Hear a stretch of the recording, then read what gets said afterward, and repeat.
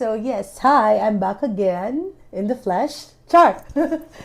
So ngayon, meron lang akong gustong i-share na routine ko whenever I take a bath or after I freshen up. Kasi nga, kahit nasa bahay lang ako, I always want to, look presentable. And right now, this bare face, hindi siya presentable. So, kailangan kong mag skin prep and all para kasi baka mamaya umalis ako. So, I remember years ago, I had a friend in my previous video, I posted something in my Facebook requesting for my some of my friends to ask me anything, and then one of my closest friends, she asked me how I do my kilay. So that's what I'm gonna share with you today. Nothing really fancy, but aside from showing you how I do my kilay, I'll just do an overall thing, how I do my daily makeup routine. So first, of course, I'm gonna prep my skin. So I do have here my cotton ball. So ito, konti na lang siya. So, I usually transfer it to a Ziploc kasi sobrang dami nang nabibili ko sa grocery. So, I just get a little portion para very handy siya whenever may pupuntahan ako or what, at least ready siya. Kasi mas comfy na Ziploc yung ginagamit ko. So, ito. And then, of course, I'm gonna use a toner. Let's start with the skincare. Yan. Okay. Oh.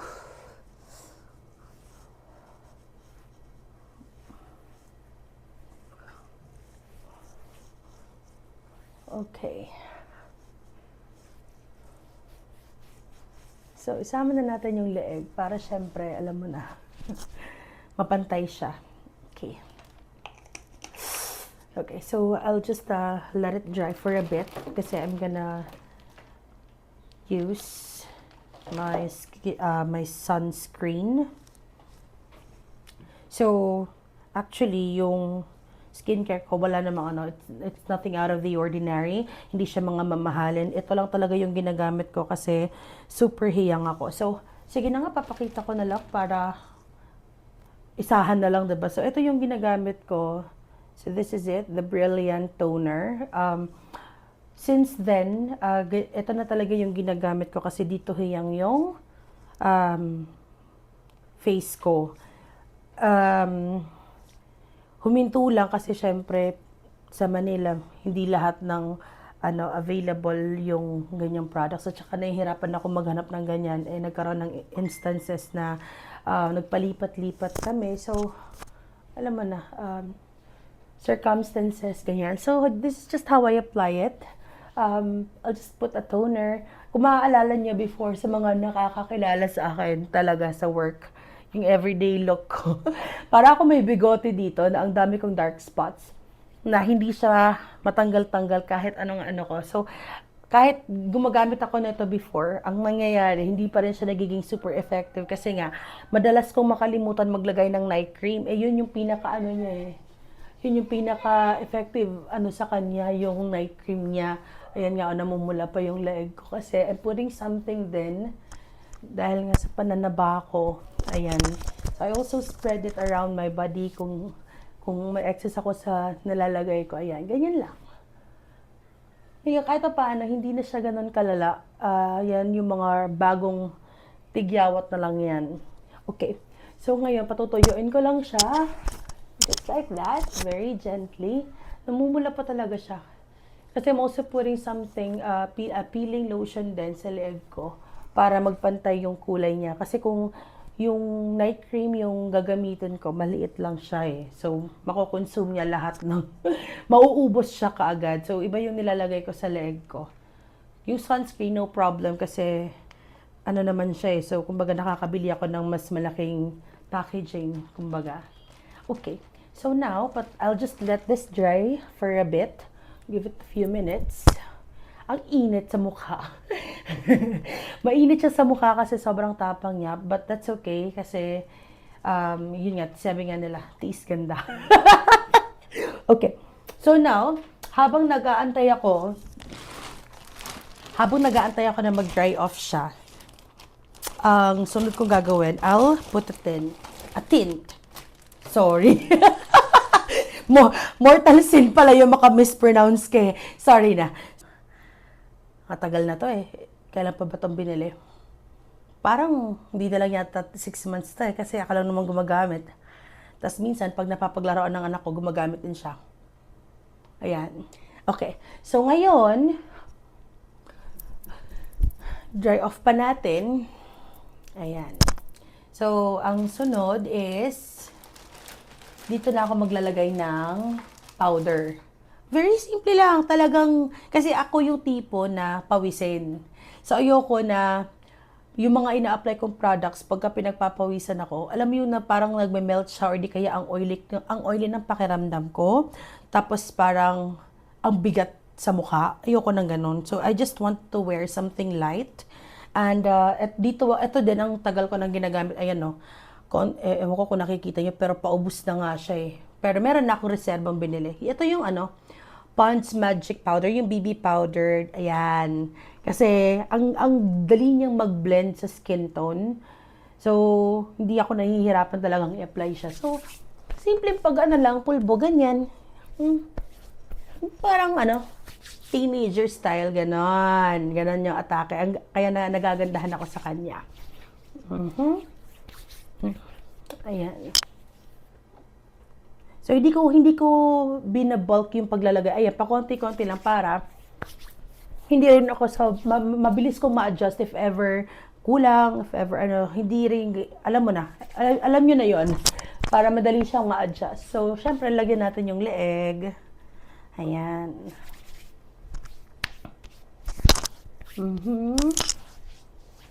Ayan. Okay. So, yan. So, eto na siya.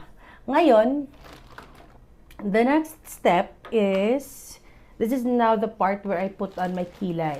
So, for my kilay, I switched products. Dati yung ginagamit ko yung Careline na puti, yung clay type.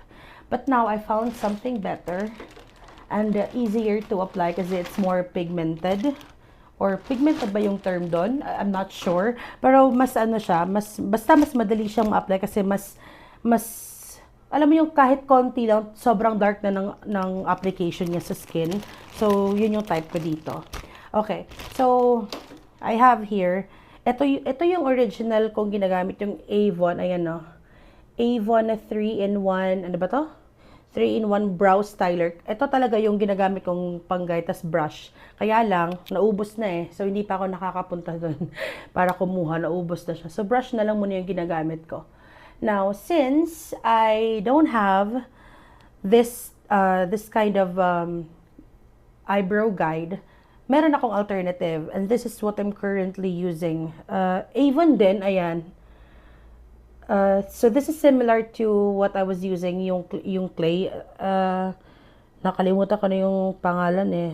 So this is just how I do it. Mag-a-apply lang ako ng konti.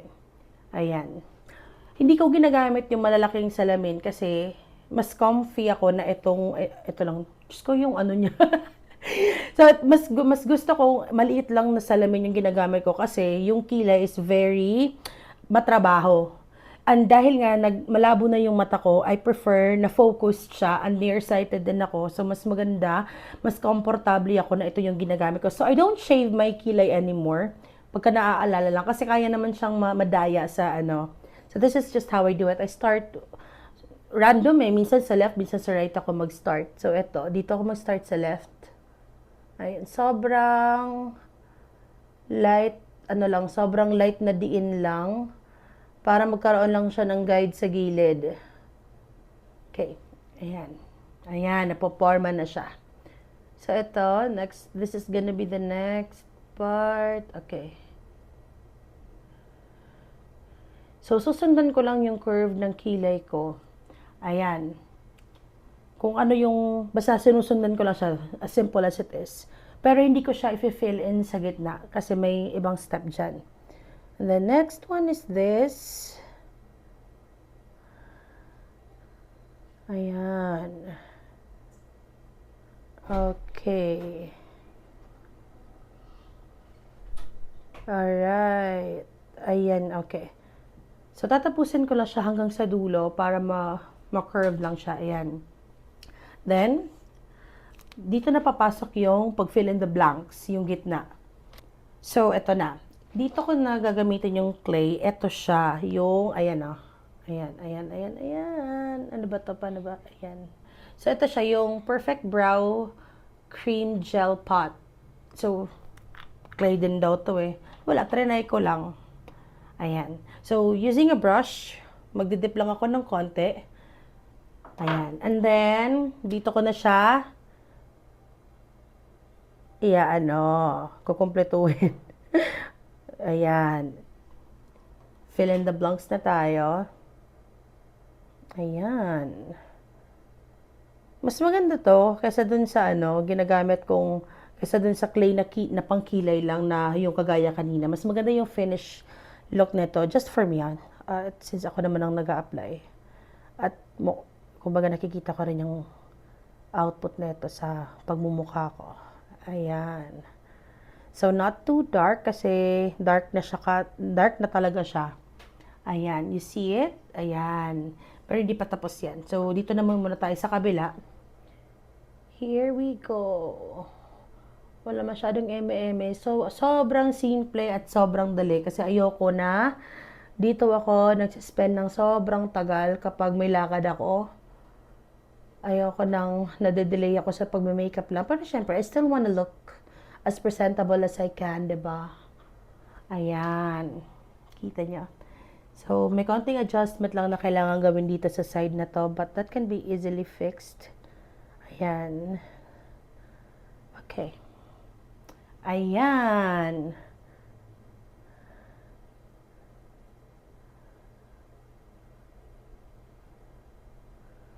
Ayan.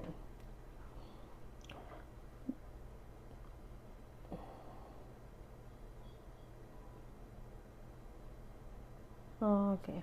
So now, using the brush, try lang natin siyang i-blend.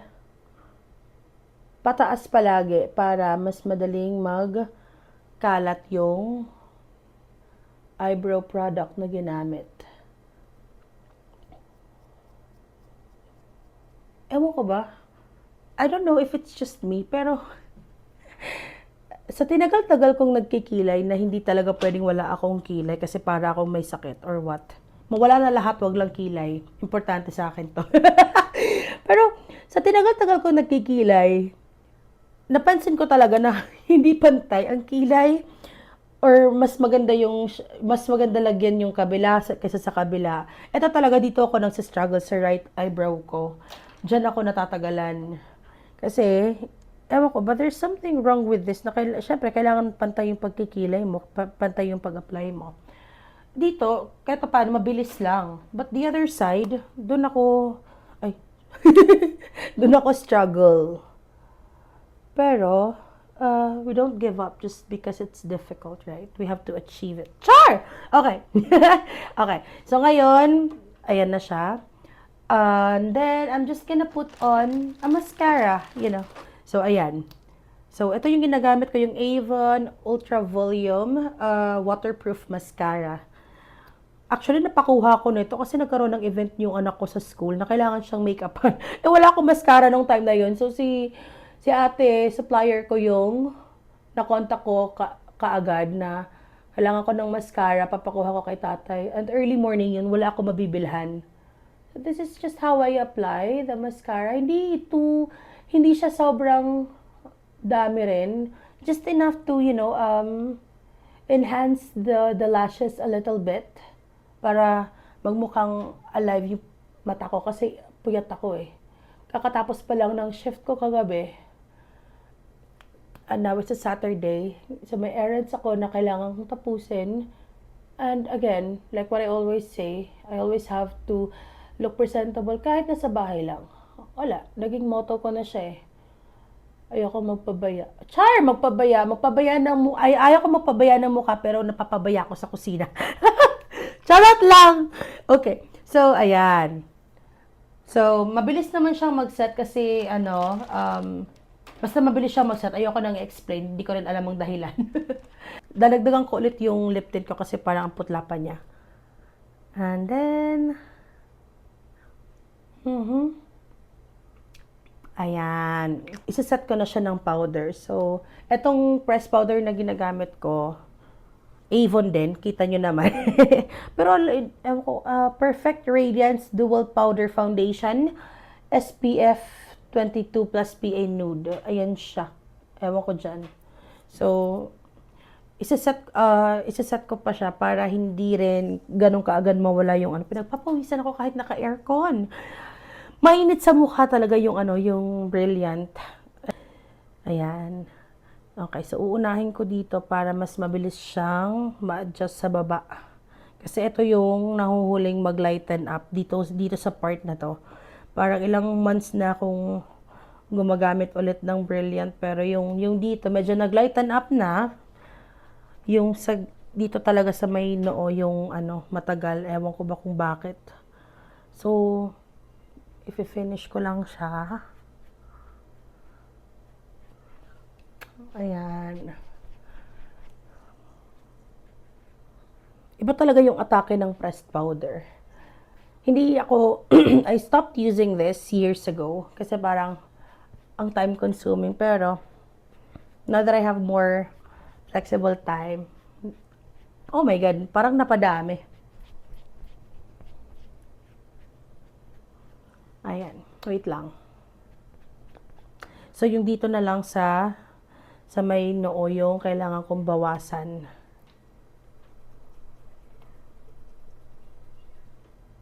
Ito yung kinaganda ng finish ng ayan. So, dahil napadami dito sa may noo, and we don't want that, na para tayong ewan, so, bawasan natin using a brush. Ayan. So, ayan. There you go. Ito na, ganyan na lang. So, the reason I don't put a blush anymore, kasi yung Brilliant na skincare, nagpapapula siya sa dito dahil sobrang tapang niya. So, hindi ko na siya nilalagyan kasi mamumula ng sobra yan kapag nagtagal. So, we don't want that kind of look na para tayong sinampal. Yung, as much as possible, we want to achieve the natural lang. Wait, parang may konti pa.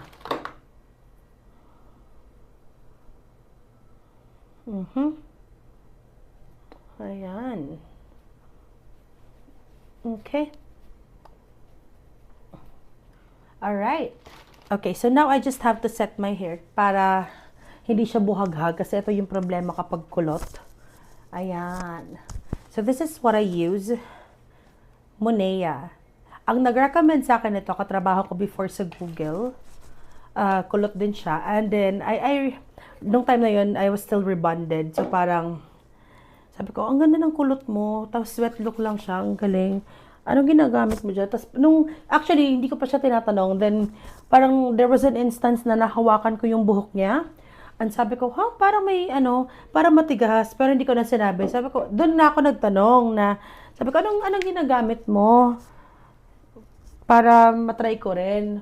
Tapos doon na siya nag-share sa akin na, yun nga, Monea. And in fairness, ang galing niyang, nakakapag-set talaga siya ng buhok. So, ganito ko lang siya ina-apply dito sa tapos ko pa siya sa mga kaloob-looban ng buhok ko para mag-set talaga.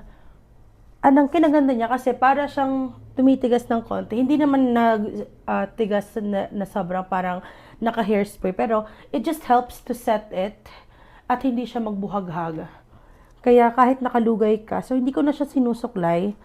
Ito yung ito yung naging bagong ko. So, nung rebonded ako, nung straight pa yung hair ko, I always have to make sure na nakasuklay siya. Ngayon, sa kulot, iba. Ang ko lang dito, kung gusto mo siyang masuklay, dapat while you're in the shower. So, I just sometimes, hindi rin everyday, kasi ang problema pag kulot, ang daming hair fall. So, hindi ganun kadalas like once a week lang, pre-na-brush ko lang siya. So, dinadala ko yung hairbrush ko sa CR, and then, pag nagsha-shower na ako, And then, yun. Ito nga, may ano pa eh. So, yeah. This is it. This is just how I do my quick daily makeup routine. So, I hope you learned something. Thank you for watching. And na-miss ko yung magganito. And yeah, thank you for watching again. I hope you do like and subscribe. And yeah, bye-bye!